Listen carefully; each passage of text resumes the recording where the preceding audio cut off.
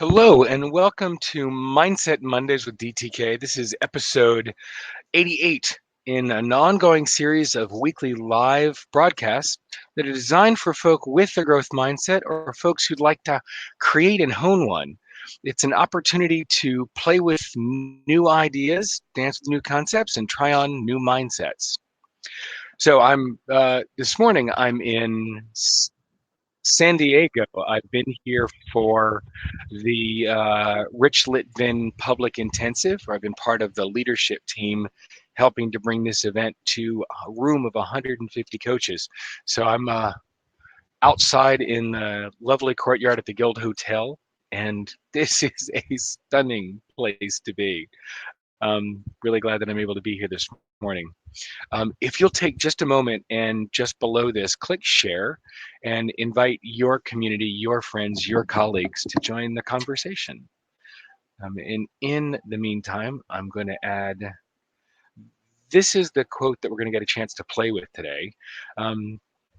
This is from Albert Ellis. There are three musts that hold us back. I must do well, you must treat me well, and the world must be easy. It's interesting. Albert Ellis, I got a few comments back from folks who know him from his work. Albert Ellis is he's the father of rational emotive behavior therapy, something he put together in the 50s. That's arguably he's changed the lives through therapy of as many in the arc of the industry as much as Freud did, and in a much more positive way. Um, he taught us that the best years of our lives are those years when we decide that our problems are our own, when we begin to own our own problems. When we own the idea that we're the only one in control of our destiny. Um, that's when we own our impact wake and the wake of our behavior and movement through the world, right? And so that's why that line, there are three musts that hold us back. This is what captures it so well. I must do well, you must treat me well, and the world must be easy. That gets us tangled up. No one's going to pave the way for you. No one else carries the responsibility of treating you in any particular way, and no one else dictates how you'll perform. If it's all you, right? If any must is true, it's true that you must own your destiny. It's an astounding way to change the way you look at the world, right? To look at the world from a place of ownership of your impact and owning everything that comes back to you as part of what you've created in this world. In a 2016 interview, Ellis said, let me see if I can pull this up. Here it is. Sometimes I think that as long as we keep the second must, as long as we keep that idea of you must treat me well, which is something that's socially learned, then some screwballs 100 years from now will manufacture atomic bombs in their bathtub and maybe annihilate the whole human race because they demand that the rest of the world must agree with their dogmas. When we don't agree, they may zap us. So we better work hard on getting rid of that second must. Other people must do what I want them to do. It's what makes people hostile, nasty, mean, combative, and it leads to feuds, wars, and genocide. We'd better do something about that. And I think it's interesting that some 30 years after he um, came up with that original quote, that there are three musts, um, that interview, he gave such a stark prediction of our world. The idea that must, that distortion, that externalization, that of all of the locus of responsibility, that you must treat me well, that my outcomes depend upon how you choose to treat me, that may very well be our undoing. That internalized belief and the externalization of locus of control over our world is what gets people nasty and angry. And builds them into a permanent state of disappointment. Yeah? Um, where do we change that in our culture? Where do we change? Well, I mean, look, the answer to where do we change it in the culture is always we change it in ourselves first, because first change happens here before it can ripple out into others.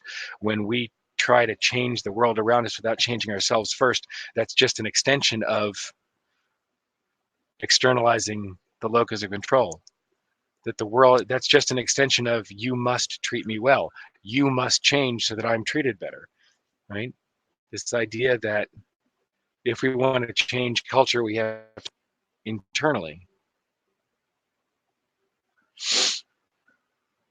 And I must do well is no less devastating than you must treat me well. I must do well leaves no room to be messy, no room to make mistakes, and therefore no room to learn. When we don't make mistakes, when we push ourselves to the point that we're not allowed to make a mistake, we miss all opportunity for learning. We miss the natural progression that comes from face planting and learning from when we face planted. We got to fall off the bike to learn better how to balance it.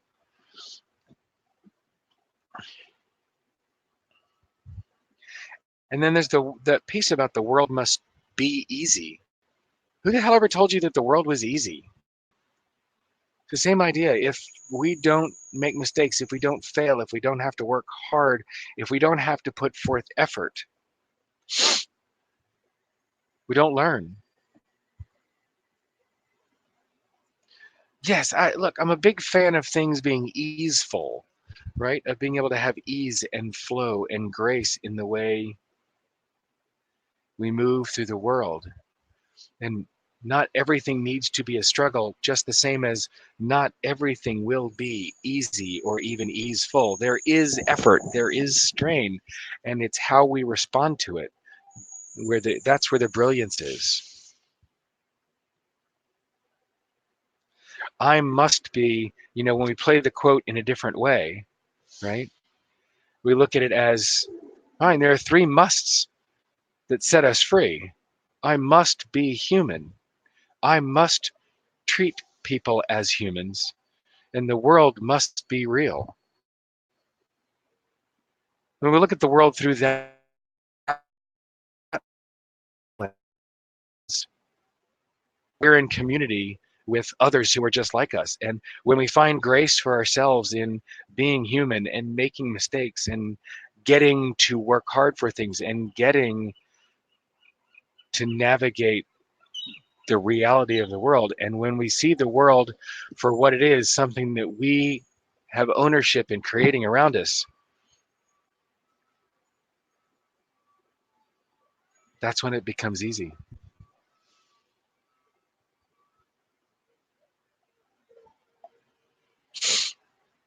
So the opportunity for this week is to test which must is tripping you up. Are you getting tangled up in these? And which one? I must do well. You must treat me well. And the world must be easy. Where are you externalizing the locus of control and the source of your happiness, your joy?